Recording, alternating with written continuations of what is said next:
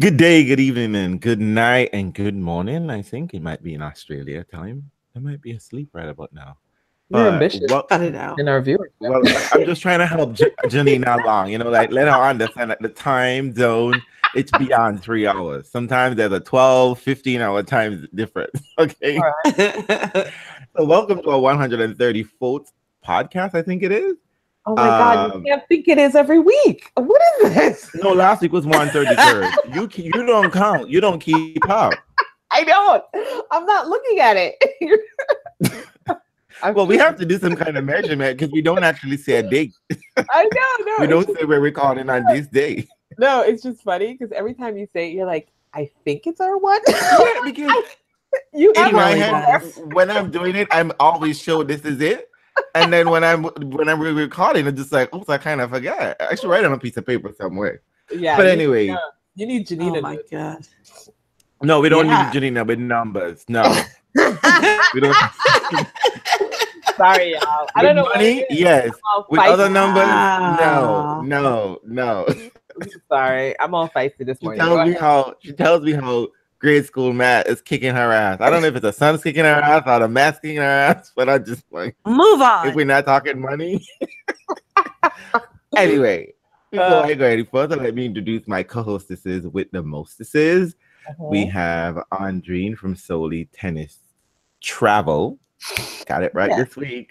Tennis About damn travel. time. Solely tennis travels, actually, not travel. Oh, all right. Damn. Okay, get it. How many years have we been doing this? No. Unbelievable. See, Janine ain't good with numbers. I'm just saying. You know what? We're taking applications for a lead. Okay, I'm doing well. I'm home bright and early. Let's get this thing done so I can have the rest of my day to chill out. I'm so looking forward to it. Janine, I think that's a dig. Like she don't want to hang with us no more. I think that's a little dig. I don't know if you guys are. Yeah, I don't know. You're a little beneath me. I'm feeling the same way. And Agree you it up. know what time of year this is, right, Janina? This is the time of year she says, "Fuck you, bitches. I'm going to London." Okay. And I know. so- I'm counting down the clock. Really, I need an America break. she's trying to assuage her conscience. Like I never take my host to get the mostesses with me. You know. No. But let me introduce the Kato Kalen of the podcast from Foreign, Ohio. We have Janina. What's up, girl? Nothing at all. Considering you live in Ohio, I'm just gonna say that's okay. We're okay with that. Okay. That's true. Because in the rest of America, they're doing all kind of fuckery. So we're okay if nothing is happening in Ohio. And of course, you have the homosexual of the podcast, Realz. So, ladies, the title of this podcast was almost going to be Bloody Sunday, but No. Federer hooked us up, and it's called now Sloane and Kei as spoiling the Federer Fun. That's all I'm gonna say. Those little bastards. I love it. Let me just say, I got up bright and early.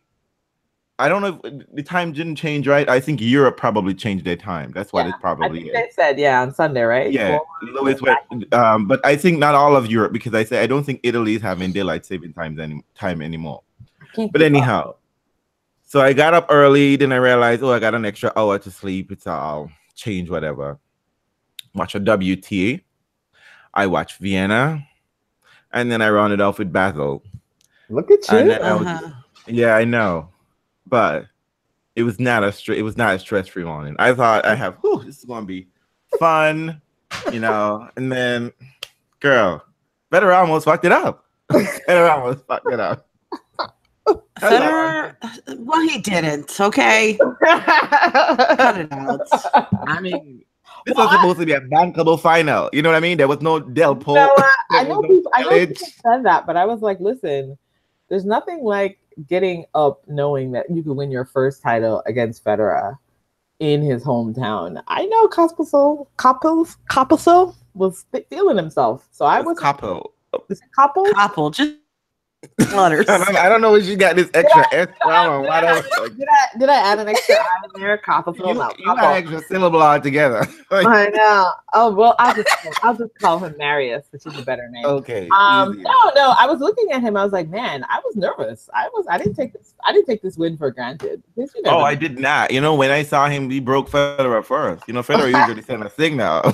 He was like, no, I'm about to be broken, and my serve's gonna be real dangerous today.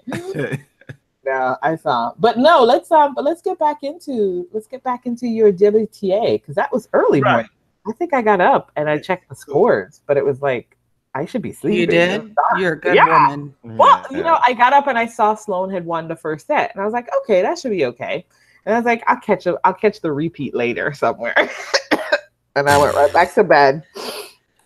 I wanted to have those feelings too, but it was like by the time she started monkeying up about it was Nishikori's turn to be against Anderson. So it's just like it was just going one into the other. There was like a safe distance between each final, right? The only one that was supposed to clash was Nishikori and Federer. They were like an hour difference apart. But not Sloane. She was like, but anyway, so as predicted, the two people you didn't expect to be in the finals of the WTA finals got into the finals. And I knew that. I picked Sloane to win, so stop shading me. I think you both did. You both were. I said Sabalenka, and I said I would love it to be Sloane, but I don't know. But Janina was 100% Sloane. Was 100% Sloane. Sloane actually played the better brand of tennis. She and Svitolina, they're the only one who hasn't lost a match coming through.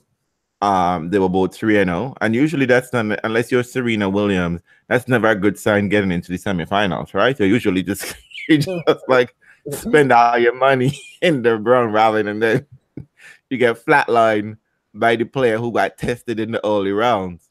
But not this week. Those ladies came through solid.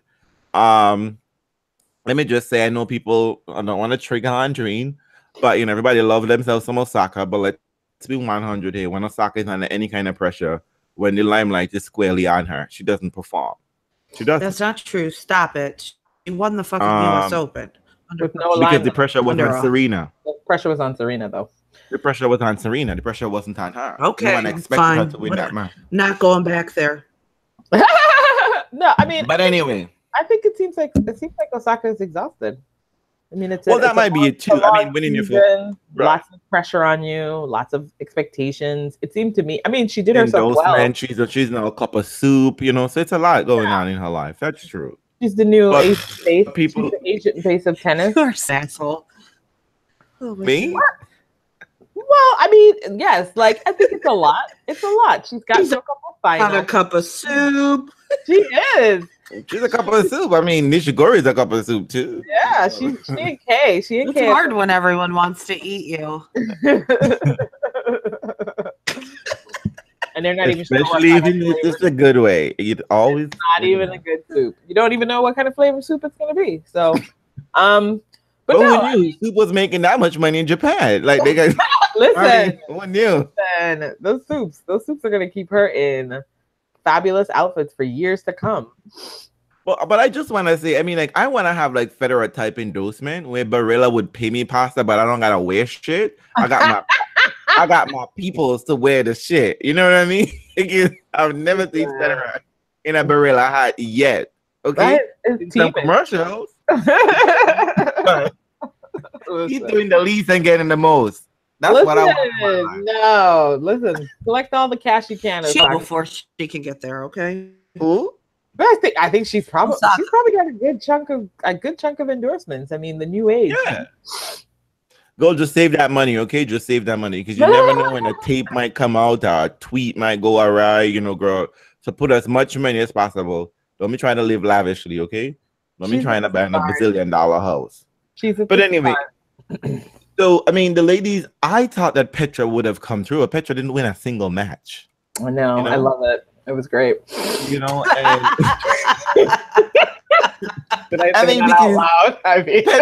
Petra started off the year really well. I think she had some of the most match wins.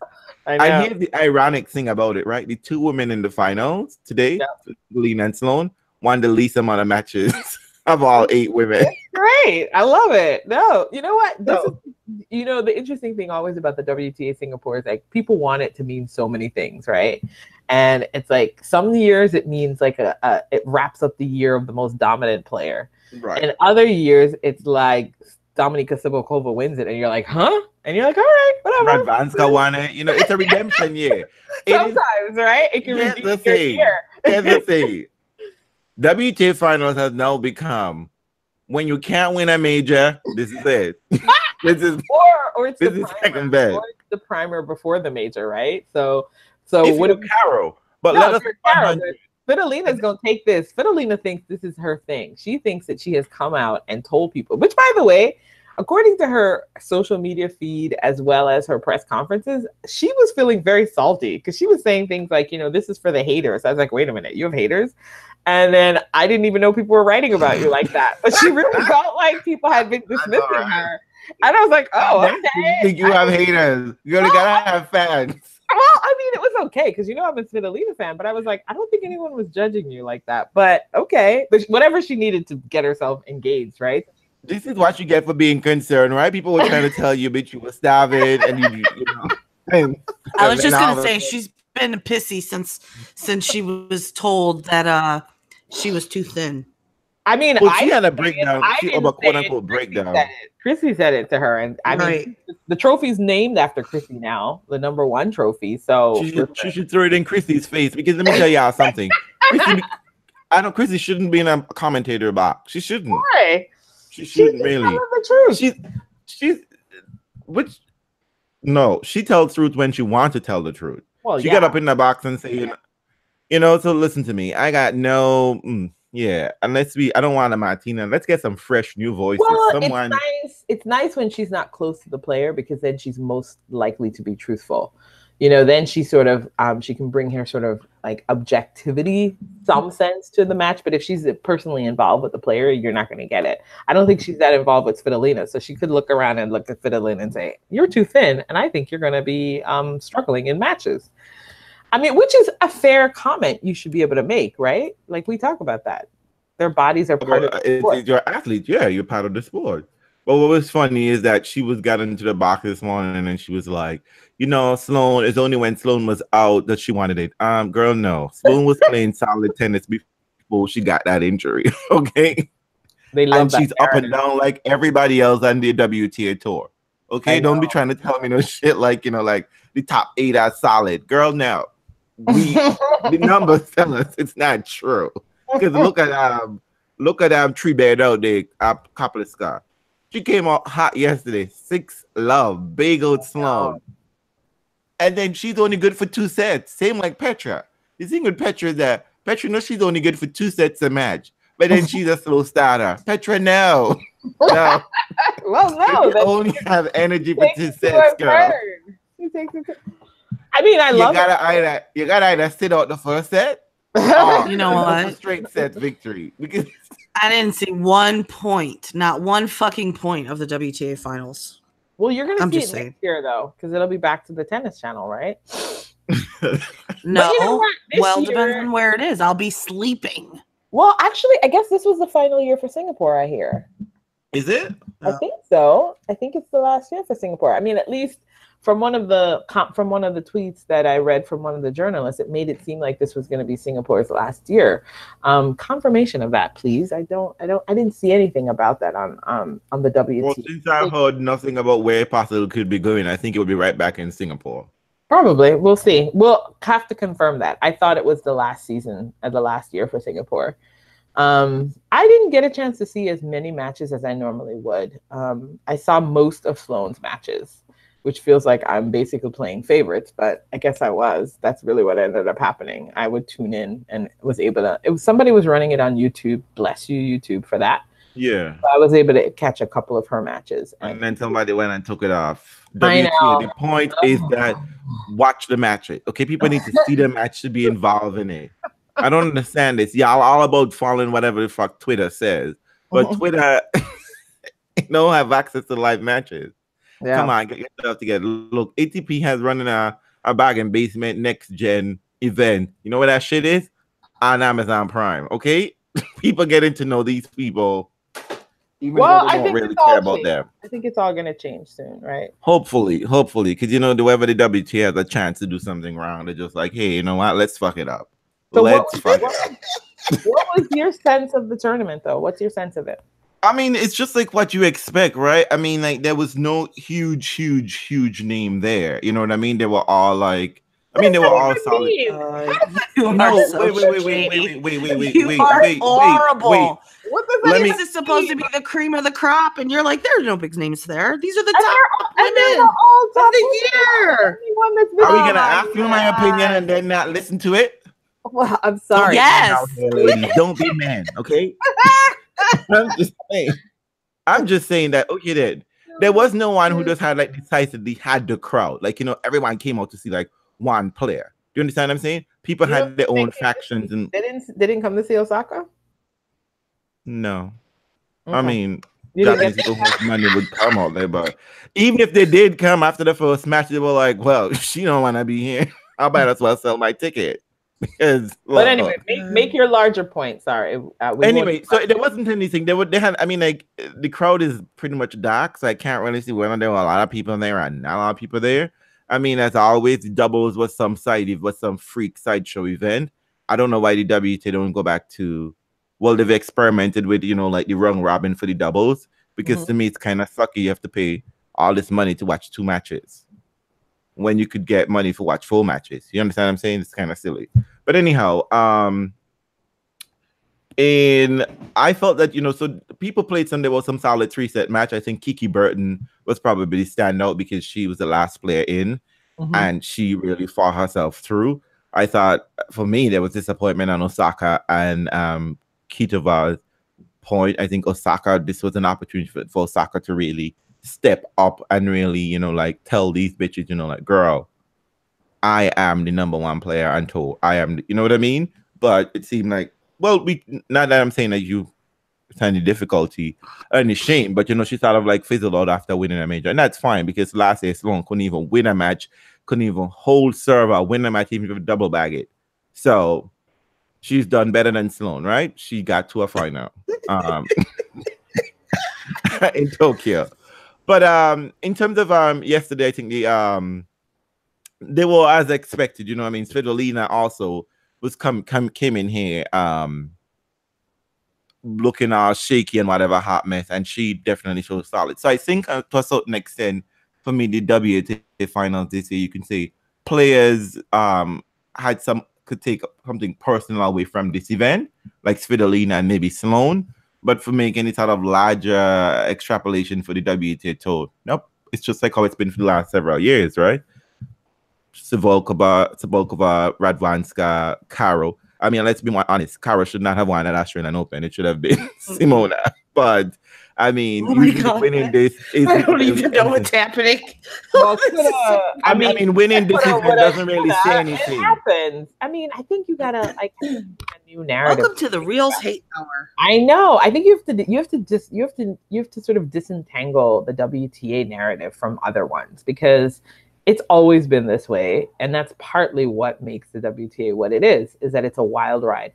The only difference between the WTA and the ATP is that the parity is really amongst a larger group than it is on the ATP side. So Serena is not the dominant player, and so she's not there. Then we all know that toss up for anybody else. Yeah, we know that that's what it is, and so you can't keep saying this person should have won or not won. I mean, it's like, why would you pick Simona over Caro? Caro has far more experiences in like big matches, so she deserved to win. She's worked hard to get it. Like, I'm not saying anything about working hard, whatever. I'm just simply saying that. I mean, I'm saying this in counter to what the WTA and the ilks of them would try to put out. But winning the WTA final means something. It really doesn't mean anything per se. You just want a good turn. One intelligent thing I think Chrissy said today was just that, hey, let's be honest, like this is the last event of the year, basically. But you have Zhuhai next week, I think. Yeah. But this is so usually this is just like who is still fit, who is not exhausted.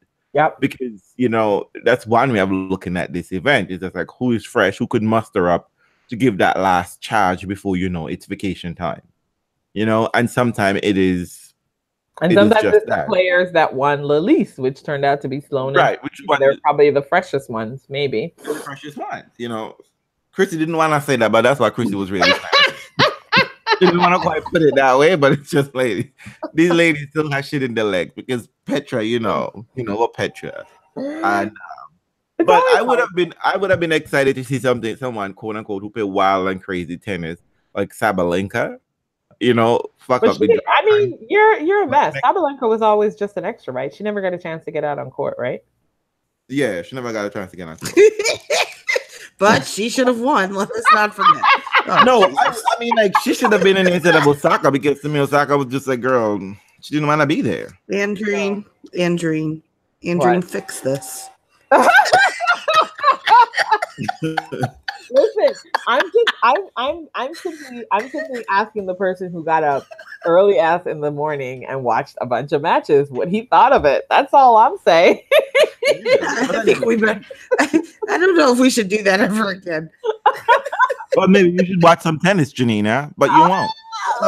Okay, fine. Right here, okay? Yes. But I mean, I have to say, for the matches that I saw, it was great. I couldn't get a sense of the vibe because it's so hard. Like, I don't know. I mean, I think it's so much easier to get a sense of the vibe when it's placed in the right time period. There's never going to be the right time period for the US, really, at the end of the day, right? And so it's like you can't just like get up and watch all the matches and feel attuned to the whole match or to the whole tournament. Like, it's really hard for me to get a sense of the WTA finals. I just haven't been able to. I was looking around at the crowd to get a sense of whether people were really excited to be there. I think people were really excited in the Sloane match I saw. The Copil one, it looked like they were excited to get like a second set. That was like more competitive, and then there was some fun third. There was fun tennis. To be honest, there's fun tennis, but also it sounds to me like the tournament is doing the same thing that the men's side has done, which is like creating these really dead courts. And everybody just kept saying that based on the court, it was necessary that Sloane was going to be successful because the court was not going to reward anyone with any real aggression and power. That's not true. It was going to be defender's court. You didn't experience the court. What they should be telling is that if aggressors want to be aggressive, keep the bloody ball in court. Okay, don't be trying to be like out of control. That was just what it is. Osaka and Copil were making far too many errors. I mean, like, because Sloane isn't going to. It didn't seem like that in the first set for Copil, right? It seemed like she was really taking control of the match. Right, because she was moving forward. I mean, like, because the court rewarded. I mean, let's be honest, it's tennis, right? No matter what, tennis would always reward the aggressors, right? Those who are taking the ball on the rise, those who are moving forward. That's all I'm saying, because everyone seems to be in favor, at least now, to be like, you know, baseliners, etc. And that's why Sloane lost today, because she stopped doing the thing that was successful in the first set. She was taking charge of the point.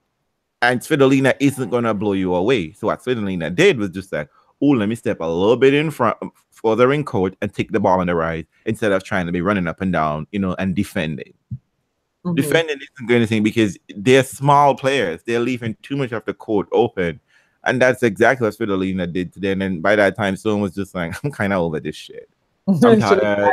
I'm done. You know what I mean? Because the coach came down and said the thing, you know, like everything that she was doing, he just said it again. And do you understand? And she said, yeah. And she sort of like shook herself to be like, instead of how you feeling. And she was like, okay, cool. That kind of thing, that she didn't give any hint that, you know, she really was no longer interested in the match. And then the second set happened and she said, nope. Because she was getting break points, you know, like she was trying to stay within it, but, you know, she broke and then got broken back. Like she could never really get any momentum going. Yeah, that momentum going, that moment when she should have leveled back up, because Svitolina served first in the second and the third set. So maybe that might have been a sort of psychological thing where she felt like she's always in a hole and she felt she was down a break no matter what. But that's probably what I think, because in the opening set she served first. But she was much more ready and alert, and it's almost like if, you know, like she hit a wall and she just like, ooh, Only Svitolina decided, though, I no longer want to win this match. Would I win this match? And it didn't really turn out that way because Svitolina needs this. Okay, then this is the when winning a major and you can't win a major, this is the thing to win. You get money, you get points, you got a fancy trophy. Well, hopefully it turns out better for her than it did Grigor. Which means, Svitolina, we don't want to see a Britney moment. Do not cut off your hair, girl. Do not cut off your hair, okay? You had a little breakdown in the press conference. I don't know what's going on with you mentally, but girl, let's just make sure that we are all, all of our marbles are in tune. Well, it sounds to me like Svitolina brought that energy I've been wanting her to bring, which was a desire to win and be somewhat ruthless about it. So I will hopefully see that energy brought. Let's see what you do in the Australian Open. We're so bad. We're like, you've just won this. What are you going to do next? That's all I've been saying. That's all I've been saying. We know that winning this doesn't mean anything. You said a lot more than that. You said way more than that. So much, in fact, we need to edit it out. Me touching shit. Moving on to Vienna. I thought Vienna had a really cute had a cute lineup, because usually no one cares about Vienna at this point. Everyone is all about Basel, right? No, for the last couple of years, people have been chasing for the last couple of years. It's been close enough that you need some points for the World Tour Finals. So they've actually been getting some really good people. And because now they have Dominic Thiem as their hometown person, there's a lot of there, right? You had Verdasco got to the semifinals. You had Ponachoric. You had Monfils. You had Kei, and Kei just manhandled Dominic. I love it. Love it. And then got himself a damn loss in that final again. I can't deal with Kei losing these finals. What's up with? Don't you expect it by now? I do. It's like Kei. I hate to mention. I wouldn't care, but. I know, but Kei and Monfils in finals, I can't deal. What is up with these two?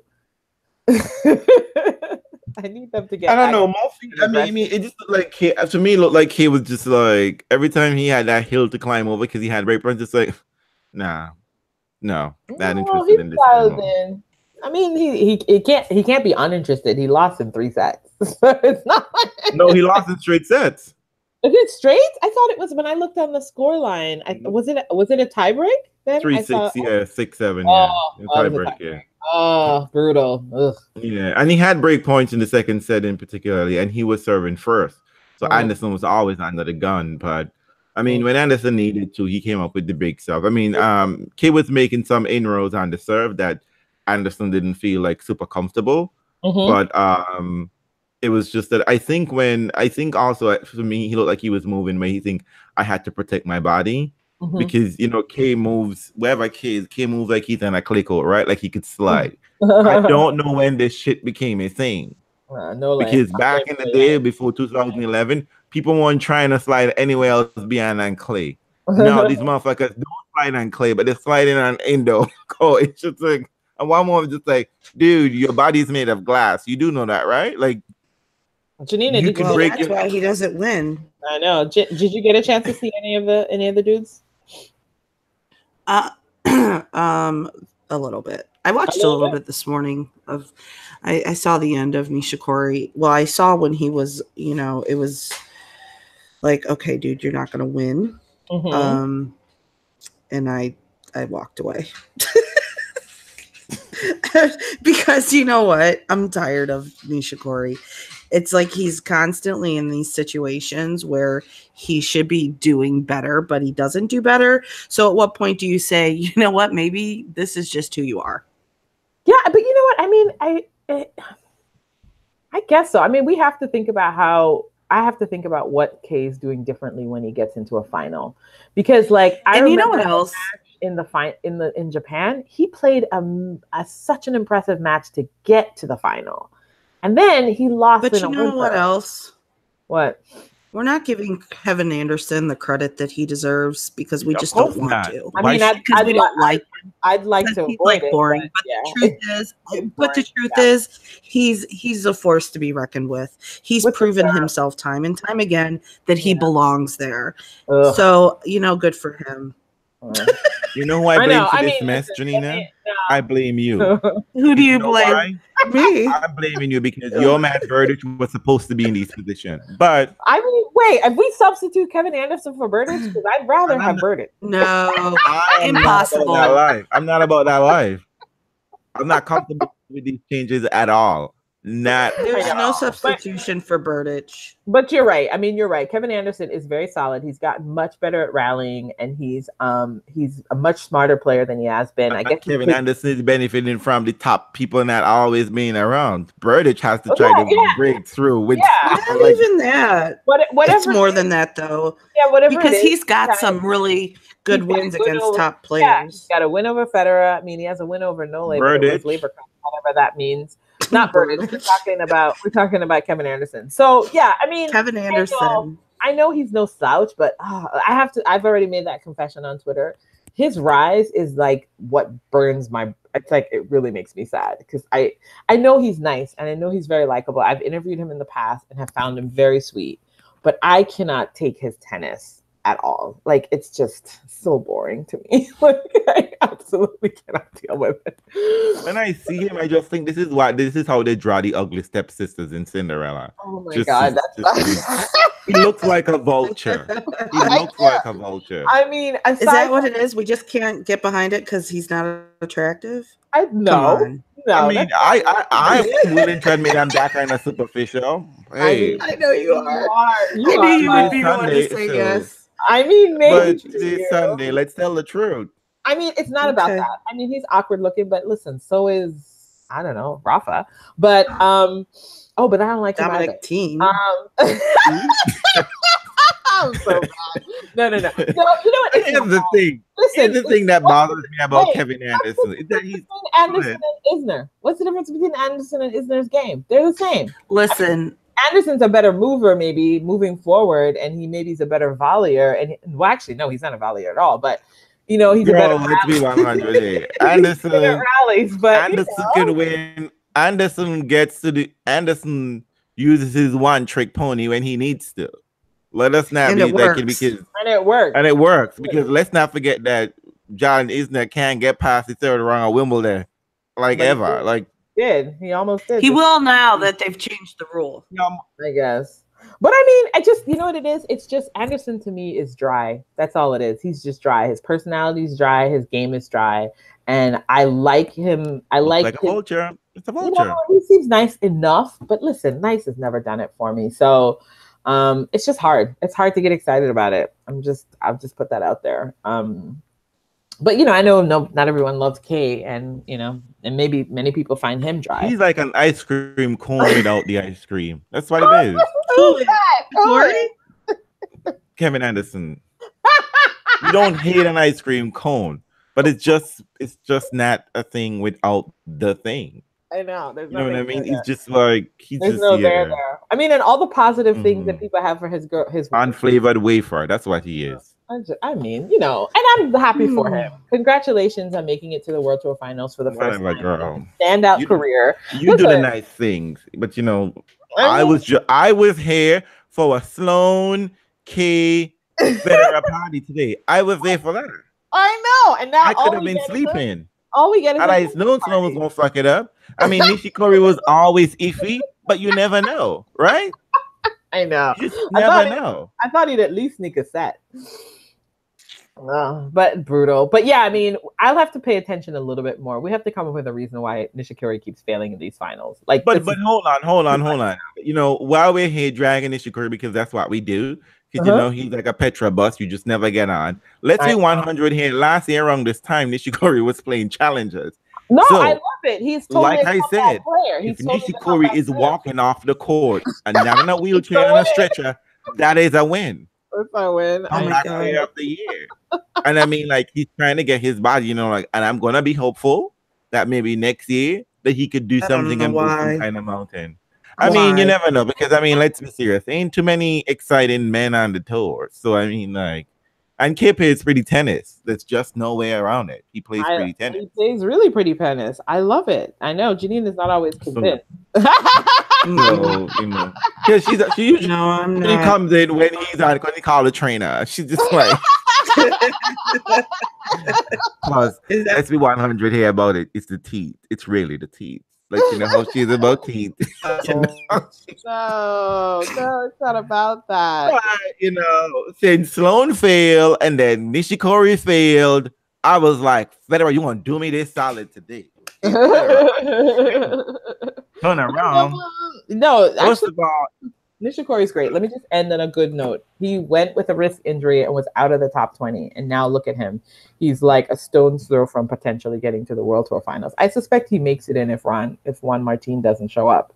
But he can't show up, can he? He doesn't have a kneecap. Listen, I don't know. You know how these tennis injuries be. They show up ripe and ready after some time off. They'll both sit down because you know your body don't respond to the Rafa treatment. It doesn't. So you should call Rafa and ask him how he fixed the knees. Is Nishikori going to Paris? Oh, I think so. I think for sure. I don't think he's withdrawn. And I don't think there's any reason for him to withdraw. He's still fit. And he's still some points. I think right now he's at the cutoff. I think he's like 7th or 8th. But that means that Isner has to be there, which is bothering me. Yeah, Isner still has a shot, I think. I think he still has an outside. He does. I think it's a shot, especially if interesting. Especially if Delpo isn't going there, so you know for sure. There's a shot. There's a shot for people there. Mm-hmm. And you never know about Rafa, right? Because he might be like. I was just gonna say, is Rafa gonna play? Yeah, Rafa, or is he gonna get there and? Because he doesn't win, he doesn't play well here. He just he doesn't play well. Never trust Rafa in London ever. Or Paris. Ever. Yeah. And you know what I mean? Like he's already known that it is a little too late for him to even win the NDA being number 1. He has to hope for like a lot of miracles. No, not too many. I mean, he and Novak Djokovic are neck and neck. I think he has. I mean, I think Djokovic has only points, right? But Rafa doesn't defend much at the World Tour Finals. Right, but here's the thing, though: you put he against Djokovic head to head, they have to play each other. Yeah. Djokovic is getting the win, so that's the thing. He likes to know that he's gonna get it, win, lose, or draw, right? Or he just has to play. He just have to get like a little extra points here or there. Yeah, I mean, he played Paris last year, or he lost early last year. No, he came. Rafa came, I think, and played one match, and then had to withdraw. That sounds right, but yeah, I think so. In Paris last year, he came to secure it. He came, played a match to secure his number 1 ranking, and then went to the World Tour Finals, and eventually had to withdraw there too. No, he lost, and he didn't. He withdrew from the event. He played the match and won. No, I know. I'm saying he withdrew. He withdrew too. Okay. He withdrew from both of them, right? Like he withdrew from Paris as well as the World Tour Finals. He played like a couple matches, but then withdrew. I think he just did them to secure his number 1 ranking. Yeah, that's what it was about. So this time around, he can't do that. He has to play and he has to win. Yeah, that's interesting. I mean, so it's going to require a lot of work. So if he has to make up his mind now, do I want this number 1 trophy? Or do I just want to be like, no, let's take it, whatever. I don't give a shit right about now. Can we have an honest conversation about this comeback of Novak Djokovic? Like, I mean, probably not. I mean, like, but let's be 100. Is it really a comeback, though? I mean, this is honestly, this is my real impression of it. And I know people. I've seen a couple of coverages about how Novak Djokovic is not getting enough credit for his comeback and he really is the standout and blah, blah, blah, blah, blah. And it's so unfair because it's just because of his greatness that this is the case.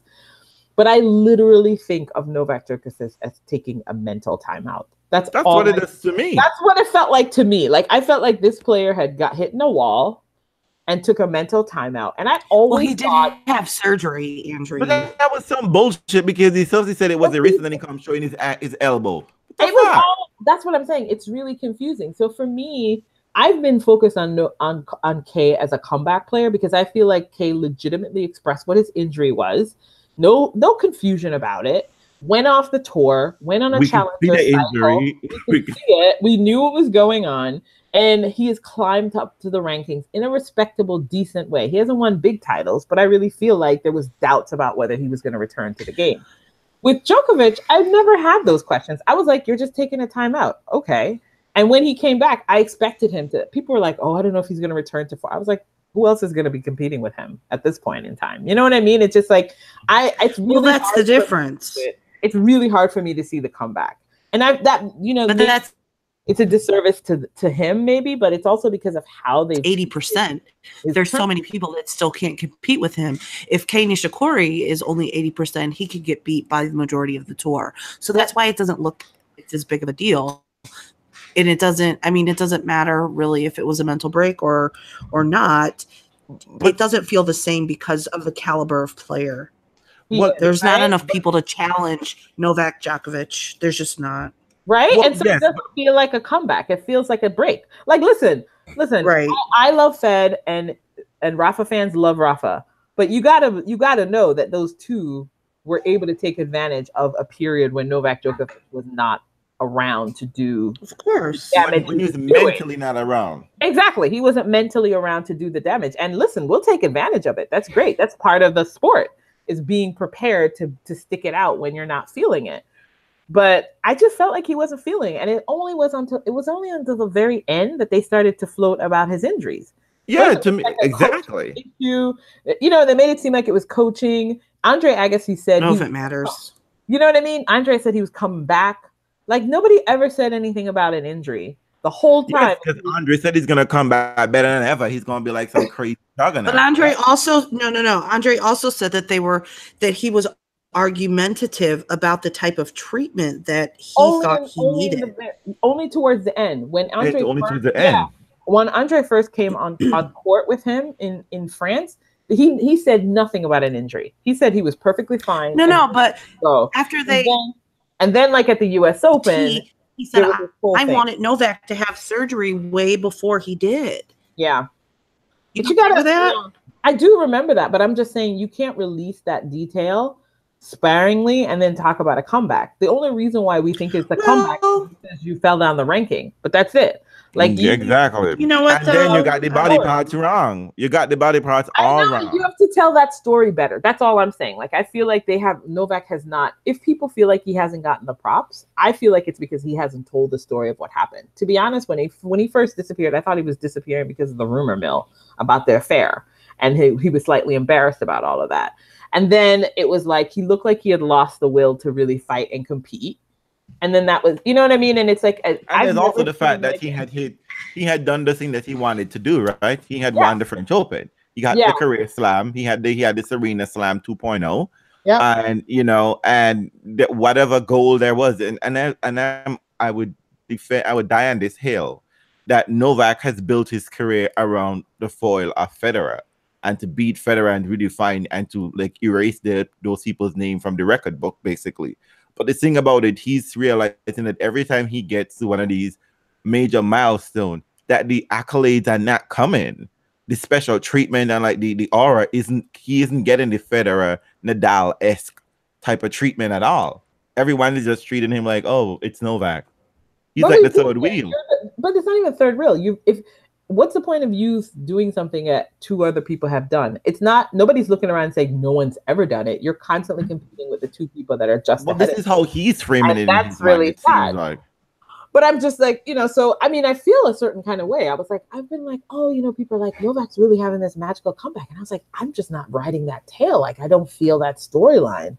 And I was like, maybe ATP just needs to do a better job of it. But I think when you play fast and loose with your injury stories, it's really hard for me to tell what's happening with you when you're trying to tell me. I need a press conference that you're doing this, and I need you going to play challengers. I need a doctor, and I need some real x-rays. That's all I'm saying. And I need pictures of you in a hospital room. No, I'm just kidding. But listen, let's just put something out there, okay?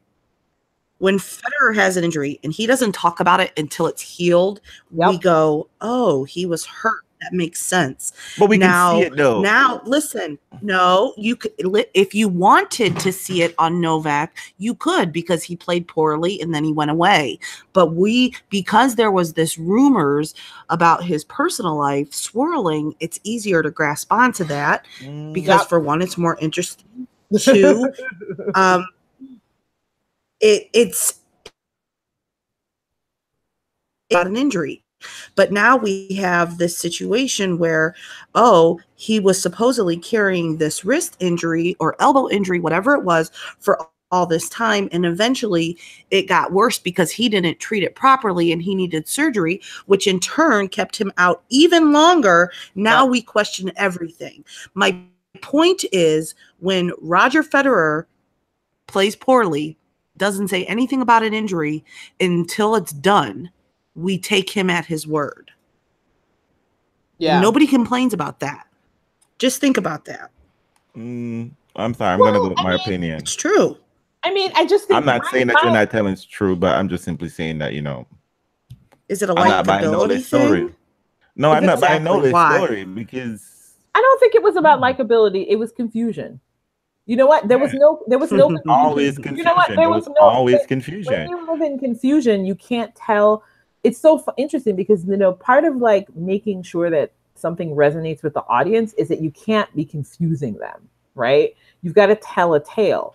And Novak never told a story about injury. He never, and there were so many things happening. Then also Marion Vida wasn't there. And as soon as Marion Vida came back, he was also performing better. Then there was, and he also said, "Oh, and there was also confusion about that. We will wait and see how that goes, etc., etc." Like that's the. Hey, is the guru still there? Oh, and then there was the guru thing. So I mean, like, I think one of the things is, my thing is, organize your story, organize your narrative about that time when you were not doing well. If you're gonna tell us anything, because you don't have. You don't have to tell us anything, but organize it, because if you don't organize it, stories will be projected upon you, and then you can't tell a tale. Like now he wants to tell a tale of somebody returning from injury. Well, why not say you were injured? At no point in time when he was faltering did the injury narrative come out at all. And it didn't come out until way later, right? Until it was close to when he supposedly had the surgery, and Agassi was like, "Oh yeah, let me admit that this was going on." I was like, dude, Listen, we didn't know that Federer had surgery until after he had it. I agree with you, Andreen. I'm just pointing out that we treat people differently. We totally do. And there is a bit of secrecy around Federer with his injuries. But what's clear though is that when the time comes, it's shared and then it's put aside, right? It's like, I went and had surgery. It didn't affect his play until after he returned, right? Because he lost in the Australian Open semis against Novak Djokovic. And then we found out about the surgery. And then once we found out about the surgery, you could watch his performance and see that he wasn't 100%. And then finally he pulled the cord on his year. That's a story that Stan did. That's a story that most of the injured players on tour have. Part of what happened, I guess, is like Novak Djokovic, I think, did the same thing that some of the women do, which is they play injured and then they don't talk about it, and then their results are weird and people don't know where to place them as a context. You know what I mean? Right. Like, I think that is part of it. Is like, if you want us to understand, and you try to put that shit out, just to try to save face, and then all of a sudden you come back strong and hulking. Just like, it's confusing. Yeah. It's confusing. But I mean, I was just thinking about the comeback player categories and why I wanted to feel more connected to the Novak story of his return, and it just doesn't feel like it to me. But I guess it's confusing to me. It's confusing to everybody. I'm just saying. And also, I guess, the person that you were wondering about, what is his name? His name is Jason Kubler, who's some player who apparently was nominated because I guess he has reached a career high ranking, but he's been coming back from injuries and stuff like that. I guess he used to be 945 and now he's ranked 91. And but what's funny to me is, like, couldn't you almost say that of any of the players who you don't know about who are constantly struggling on the tour, but don't get any like high profile? So to be able to sort of have his name be mentioned as a comeback nominee, somebody must have done some real strong lobbying, right? Oh gosh, bro, that was a struggle. They had to be. I mean, I'm like, how did y'all even get to that point anyway? Yeah, I mean, it's just interesting because if you look at players who struggle at the upper echelons of the rankings, you could see a combination of injuries. So they should almost be a part of the comeback list, I would think. You're sleeping with the right person, because to me that looked like if somebody friend give you, I'm gonna give you a hookup buddy. Because that to me was just like, okay. Well, I think he's well regarded, and I guess he's also an Aussie, so that always helps, It does. I think it's helpful if you're somewhat known by the people who are voting, right? Yeah, if you're a white male, Aussie, you get a lot of privilege running around. Anyway, so Novak Djokovic comeback. I've just been confused about it, and I felt I had to put it out there to reveal my own bias about it, which is that I don't feel like it's a thing. So. You certainly did. Okay. And I agree 100%. I am of the same opinion. But, let's just get into, like, why we are the Federer of Tennis podcast. Because I say the uncomfortable truth. I'm going to admit it. I'm going to admit it out loud so that nobody calls me on it later. So you see, we don't just not hate Federer, Divadal. We don't like Nole as well. It's not that I don't like Nola. Nola is my second favorite of the quad, the top four. You keep saying that. I keep telling you there's no top four. He beats out Andy Murray for me. There's a top three, and there's Murray and Stanley. All right. The triumvirate. Okay, we'll leave it to the triumvirate then. So he's my favorite too. He's my second favorite, a distant second favorite of the triumvirate. What's going on with Murray now? Murray is doing some kind of magical back something or whatever he's doing now. I don't know. He's calling Professor Snape or somebody. Yeah, Murray did not say Professor Snape. Is he at St. Mungo's or somewhere? He might be. I think he might be. I mean, he definitely has a secret in being Scottish and all. Wait, I think Murray was where is he? I think he was in Chicago somewhere with some famous doctor. So I think he's actually really trying to rehab that back. You know how these men be. They want their kids to all see them play tennis one day. So Murray's got goals. Motherfucker, they got DVR now. They have it on DVD on shit. It's on YouTube. Relax, man. Let me tell you something. Children usually don't care as much as you think they do. They're just as happy to see you on a practice court running up and down beads. You know what I mean? They don't even know that make it look real. We know straight from the horse's mouth that the Federer children's are fan of Rafa. Exactly. And they're on the practice court giving him tips like, Daddy, why don't you do that? You know, they also don't know the difference between a match and practice. So Murray. I think the kind of kids who you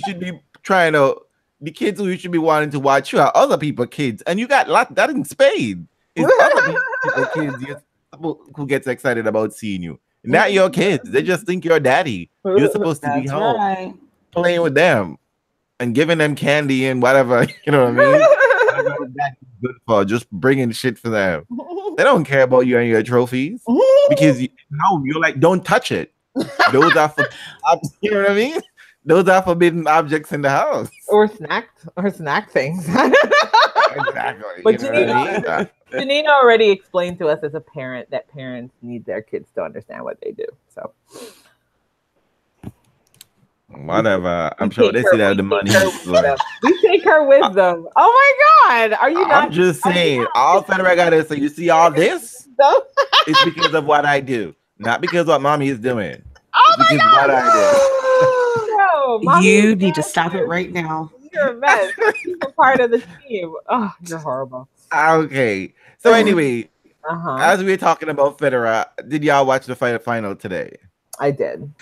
I was told to stop. because every time this heifer showed up, Federer got him broken. And I was just like, and then she come and make a negative Nancy, which is like, Federer just got broken. He could and double fought. Then just don't watch. I'll let you know what happened. Go away. You should have been watching Sloane. Maybe you could have fucked on Svitolina because she's your fave, but you didn't do that. You know what? It was a rocky week. I found I did get a chance to watch a couple of his. He was not great the whole week. His serve was definitely not up and down. But Janina, like you say about tales told later, Federer revealed that he was he had a hand injury all summer. Right. Yeah. And he's still winning. Like, how does that work? And also New York, he got to him. He almost passed out. But also, like, I think it also explains why there was just been no pop on that forehand. Like, you're just like, what's going on with that forehand? It's his forehand speed was definitely lower than it has been, I think, in a while. And so Federer is also real shady, because I believe our podcast was the first one that called out his shitty play in Cincy. And he's like, I don't know why everyone's saying I play shitty. I think, I got to the final, blah, blah, blah. And now he gets to Basel and he's like, you're right. So by the way, well, you don't wanna give people things. And also, had he said that in Cincinnati, everyone would have been like, well, no, they schooled your ass, right? It was not the time and place to say shit like that. But I'm like, we said you played shitty, and now you admit you were shitty. Yes. Make us look like we're just that very critical, relative, right? Like, oh, nothing you do can ever work. You know what I mean? Like, it's a hot mess. But dude, we're watching you. We knew shit was up. But I mean, the good thing is just that he got a Copil in the final and not somebody else. Had it been a tour veteran, had it not been a scrub, he wouldn't have won Basel today. Wouldn't have, because apparently that scrub has been quietly working his way up. Yeah, he was. And he work his way up anytime he wants to. I needed to watch from a safe distance, Janina. Did you see a picture from when he had hair? Girl, it doesn't matter, hair or no hair. He is looking like how Andy Roddick was supposed to look like. I know. But no. Yes. He played really well. He was playing hard. Yeah. He was playing like all court tennis. Like, he was coming in. He was hitting slices. I mean, he was actually really creative. He was lobbing the hell out of Federer and doing it. The thing about it is just that because he had a one-handed backhand, he could read it well. I was like, if you were playing anybody else, I would want you to win this, but get out of the way, motherfucker. Yeah. And you know what's sad? It's just like really like one bad point, really. Like in the tie break, it's a bad point. And I mean, like, you just knew the pressure was gonna get, because at some point, it's like, here's the thing, and it's really sad. And I think Sega said it. It's like, when you're in these moments, no one in the crowd feel like they're for you. No one. You can barely hear your box. And you don't even have money to bring around a real box, right? You just got like one person in that box. Delpo, you can't buy. You know what I mean? You can't like ship your friends in like Delpo does. Can't ship your friends in. Everyone should borrow that guy. Everyone should borrow the gay guy from Dominic team. Well, Dominic got rid of him since he got Kiki, but we know what that really is. All right, so I know that's a good point. I mean, you could feel that, like, had it been someone else with more experience, like someone, like, who's salty, they would have capitalized. They would have capitalized, because Federer was giving you, a lot of looks, and also Federer knew that when it comes to the backhand, because it's a one-handed backhand, he's not gonna be under pressure, because the guy has to set up. If it was a two-hander behind in that final, woof, there were so many snacks. That were there to be just but you know what? I could tell it was interesting, because even though Federer was down a break in the second set, you could start to see that the week was starting to pay off against Marius. Mm-hmm. Like, you could see, and I was hearing, one of Federer's old coaches was talking about, look at how Federer is going to work this person's legs, right? And I could tell it was like midway. He said the 37-year-old is not tiring now. Yeah, he's not tired. And I could tell. I was like, Federer's about to have some long ass rallies. And even though Marius celebrated after that one rally, that was like, yes, I kind of did it. I was like, bitch, but look at your legs. Look at your legs. Right. Here's the thing. His legs, he has like sexy legs, but his legs are smaller than Federer. And the other thing too, you could see in his mind, like as I'm watching the match, you could see just like, his exhaustion. I have to come out here. Like it's not even, it's just the effort he has to give, because it's just like, this week was tough. Got to the finals. I got a break against Federer. Okay, I expect he might break back, but then I have to play way better than he. I'm playing at a great level, and then that's not even enough. I know, that's just keeping me level with him. I have to go above that. And it was interesting because, usually you think to yourself, you've broken, so that's like gold. But then I could tell that once he had broken, he was like, shit, I got to keep holding. I got to keep holding. Because the problem, because as it got to the second set, all Federer had to do was put the ball back in play, and he's under pressure. he's the one defending at this point. But And Federer's giving you a million different. You're never getting the same shot twice. Yeah, different but then speeds and spin and weight. Rallies. There were some really beautiful rallies in the second set. Like I was like, how are you getting this ball back? I mean, both of them played some beautiful shots. And I mean, I guess maybe that's what people wanted from Tsitsipas with his single-handed backhand. But this guy, he hits it really nicely. And he was, had some nice slices.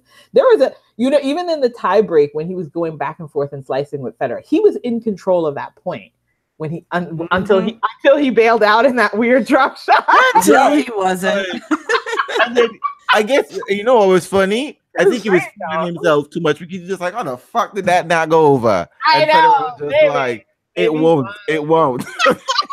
Well, listen, he was hitting some shots and was heading it over. So maybe he thought, listen, let me just hit a little dip right here and see if it dribbles over the net. Right. Because I think what he knew Federer was doing, Federer was daring him to hit a heavy shot, and Federer just going to block it back in and get the point. I think that's what he was afraid of. But it was a good final. It was a solid match. And I hope to see him around more often because he is looking fine. Well, I think he's got like top 60, so that makes him in contention at slams. He gets to be in at slams, I think, next year. Mm-hmm. It's great for him. Cool. That's amazing. And then you get to a final and you get to sit there and listen to Federer's long thank you speech. I mean, how many of y'all get a chance to do that?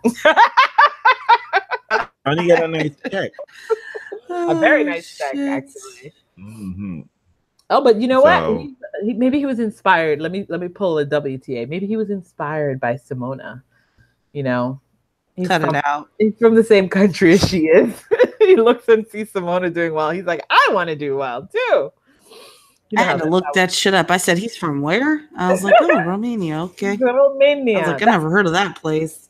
And maybe that's why Darren. And you're trying to snatch this man from you. You didn't even know him. You see what I'm talking about? I didn't need to know what that.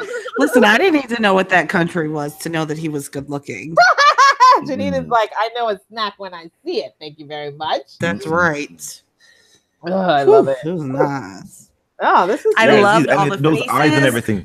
What? I loved the faces that he was giving when Federer was giving his speech because he was like, dude, are you done? I swear to God, it was great. I love it. And I love Basel because, they give the medals to the ball kids. And you can see that the children are like, fuck, I'm not in the Federer line. But they get pizza though. They get pizza. I always think that too. I was like, oh no. They're like, man, who's doing it? Rock, paper, scissors. No, he turned left. I always think about it too because he talks to all of the kids, and they're like. I was thinking, I was like, he is giving each one of these children their own memory by speaking to them, and that was so sweet. That is so sweet. I loved it. This is how we treat ball kids, okay? We don't work them for free and then treat them like crap on TV, okay? we give them medals and then we give them a pizza party and a memory. We give them some good memories, okay? And then they can take credit for it years on to inspiration. Look at Federer. He was just like, I was a ball kid here. Look, I'm winning this shit. I own this tournament now. You know what? And some of the ball kids are very chatty. I think one of them was asking Fed questions. He's like, go back and forth. I was like, kids, shut up. There's another kid next to him. No, but it was cute. He doesn't shut them down. No, he doesn't. Hey, y'all are trying to steal the children's glory. They're working for free all week, okay? I want to discuss my college thesis with Federer and I was a ball kid. For sure, if I will do it. I'm here for free. Well, okay? It actually no. It's one of the better moments. Roger Federer is very good at giving attention. He's really, really good at it. At giving you a moment, remembering that it's his job to give you a moment when you're encountering him. I mean, it's a difficult thing to do for a lot of people, but I think it is. That's funny because I met someone. Was it last year? Probably earlier this year. Who hated Federer for the opposite, saying that Federer was at a hotel, he just come out, just going somewhere, and he just told us that now, and you're just like, what I do? She's supposed to win, and I was just like, isn't he entitled to his own time?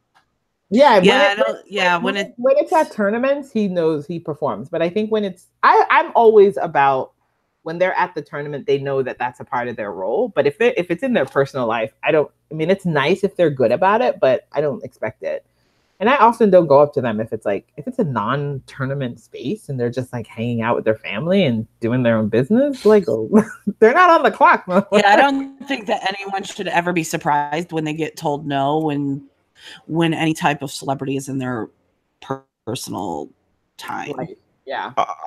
Anytime people, I mean, like for you, this is a special day and the most important day in your life. You see a celebrity, but for them, they're just trying to get some milk. And you don't know what the fuck, you know what I mean? You know what I mean? Like, yeah, like they're human being too. Okay, they just gotta, and they're not who you see on TV. So just like calm the fuck down sometimes. Don't go out Sloane and them like, oh my god, I waited for like 5 hours for a signature and she didn't give it to me. She just left me right there. Like, don't be that girl. Don't be that girl. It's hard though. I mean, but I give props to people who can try to flip the switch in a normal interaction and say hey, but I don't expect it. And you shouldn't too, damn it. So I feel like we had something else. So apparently, so now that we, thank you, Federer, for doing this. On the Zverev brothers got to the finals of the doubles, but they lost. Oh, did they? They were playing. How cute. Yeah, but they tried. That's cool. So next we have Paris. We have Paris. And congrats to Kiki and Babos. Yeah. For winning the WTA doubles. That's awesome. So Kiki ain't winning singles, but she definitely winning doubles. Good for you, Kiki girl. Let me tell you, I cannot wait until the WTA comes back into our rotation again, where I can sit on my ass and watch it on TV. That's going to be great. So I'm happy this year. Yeah, and I know that they're going to Zhuhai. That's going to be like a struggle to find. You might find El Dorado first before we find Zhuhai. No, I'm really excited. I'm going to play El Dorado first anyway.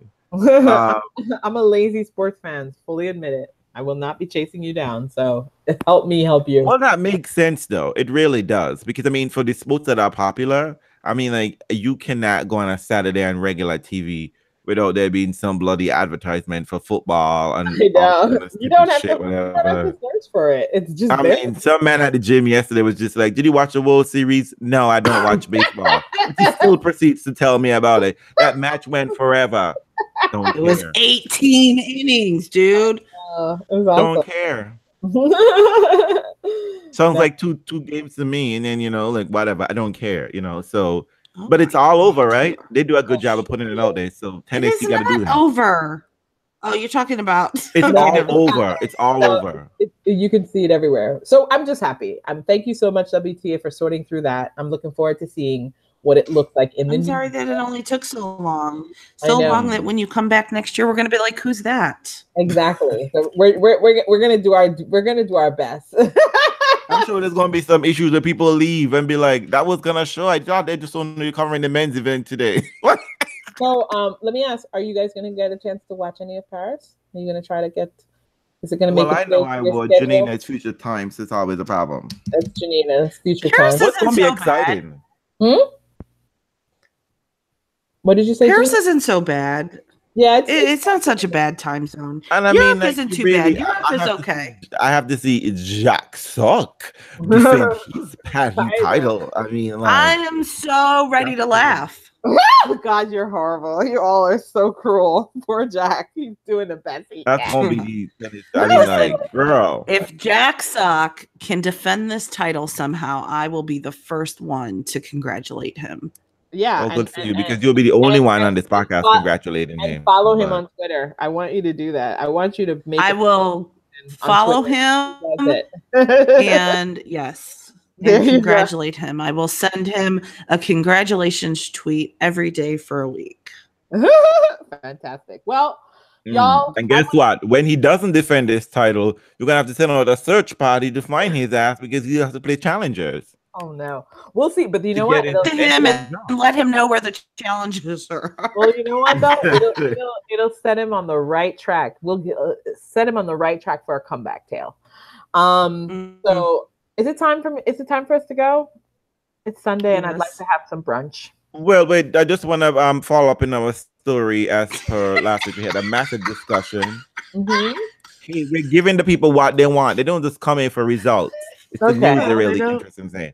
But in the follow up, as to I think people got to Nadal is somewhere where people can talk to him.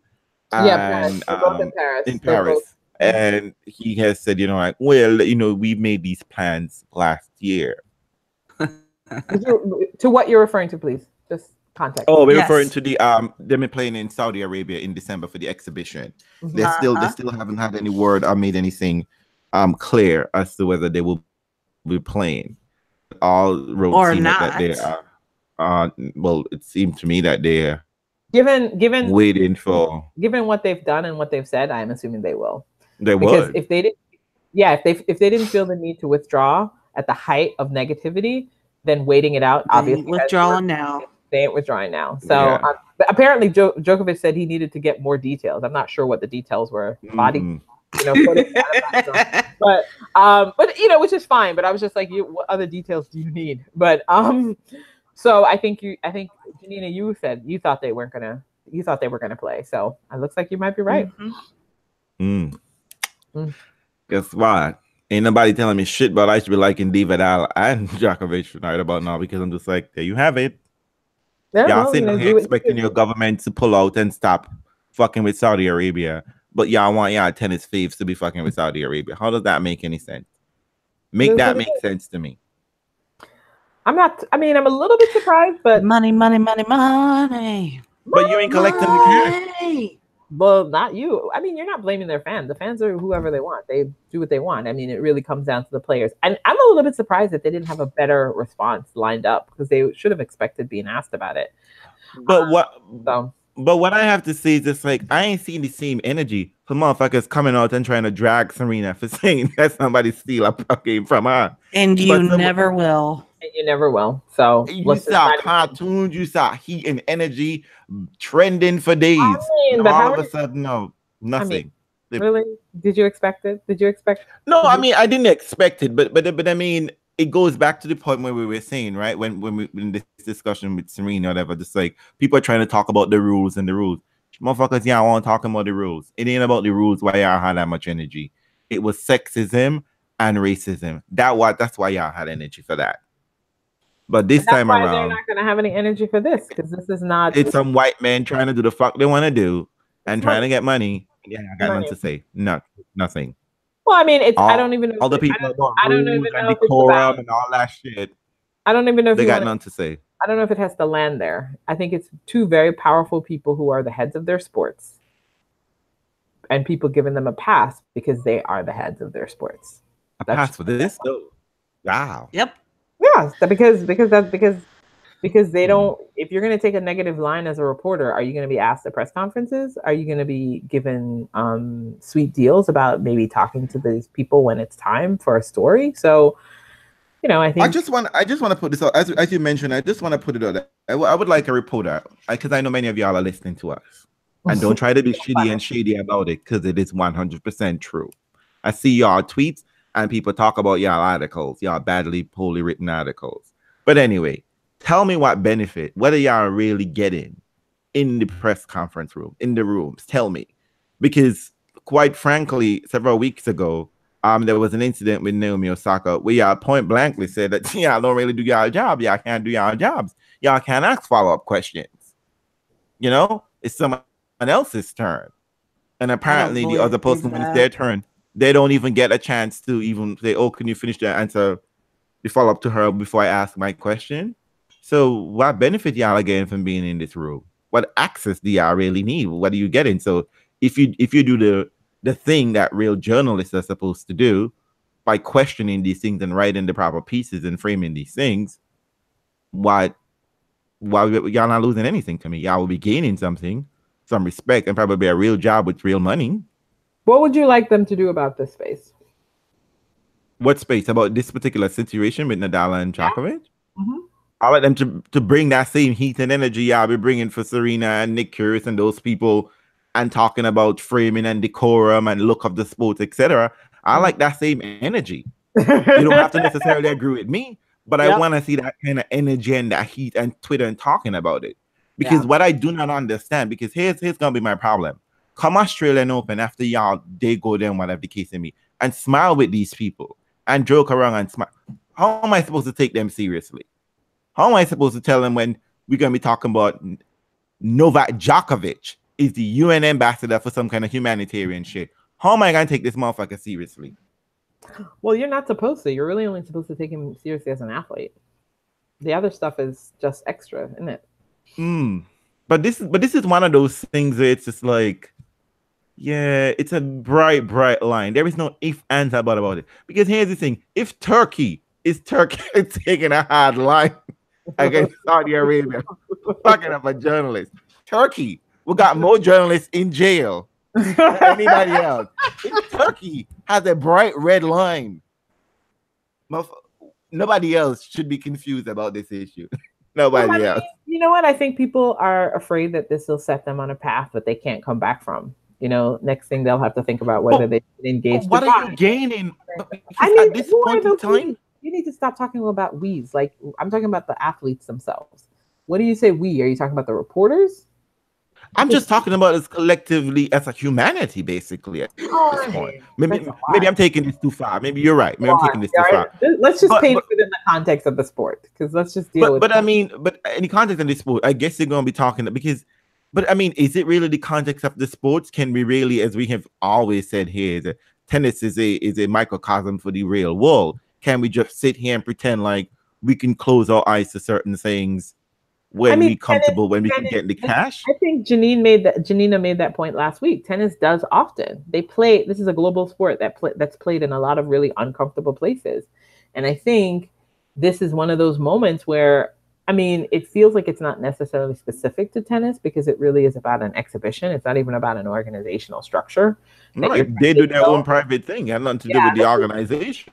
Yeah, this is really about what two individuals are choosing to do and what that says about those two individuals. That's really what that's about. And whether they can ever really hold their heads up in the sort of sportsman-like language that I think those two athletes have been allowed to think of themselves. I'll be moaning and the fans keep screaming like, why don't they win the event? But the other issue as you're pointing out that this is not a tennis sanctioned event, why can't the journalists pick this up and be afraid to say something? I mean, I'm not sure, you know, that's a serious question. I mean, I think also some of the heat's gone out of it a little bit because there've been so many horrific things happen since, which I also said would probably happen. That there'd be too many horrible things to keep track of, so that by the time this whole thing fell down, the exhibition would be the least of everyone's consideration. It might still be. Listen, I mean, it defines who those athletes are for people who care about these issues. I'm not sure that many people do. I think it defines who they are for me. But Jesus, I mean, I just can't imagine the money. And like you said, they're gonna be there smiling with these people, and I mean, it's a little uncomfortable looking, but you know, we'll see what the optics are out of it. These are your leaders. These are your fears. But anyway, I don't know. I think we've covered everything. I forget. Oh yes, players are not showing up for Davis Cup. Did you mention that last time around? I think we did.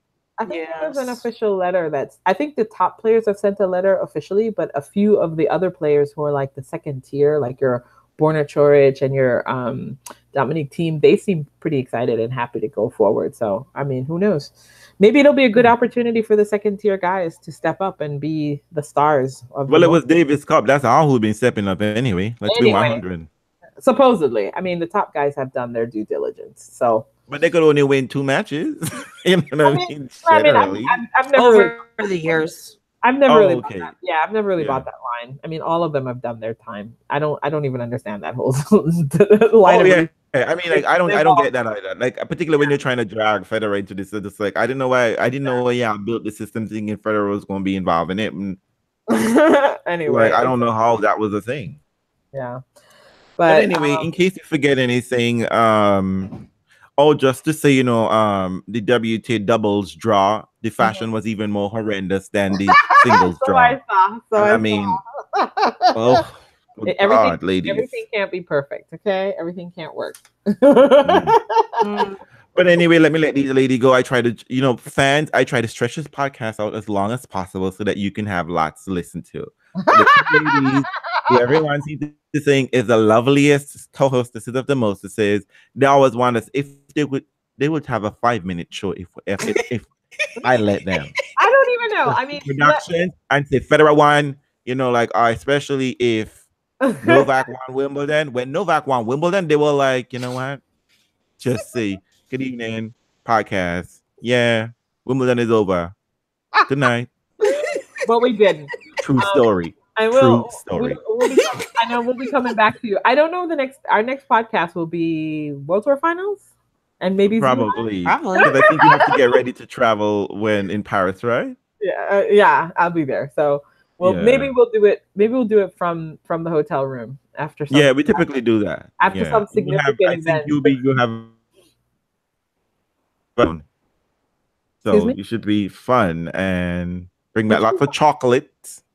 Yeah, the chocolate. I've got the chocolate. I've got the chocolate down. All right. I know what you like. Better please, because they ain't got insurance. Okay. All right. I'm gonna be better about making sure it gets to your actual hands. Sorry about that. Good night, folks. I hope you enjoy it. No, we're blaming the U.S. Postal Service. That's who we're blaming. Under this administration. This would have never happened under Obama because they came safe and sound, man. Goodbye. Good night, everyone. Absolute silliness. Take care, all.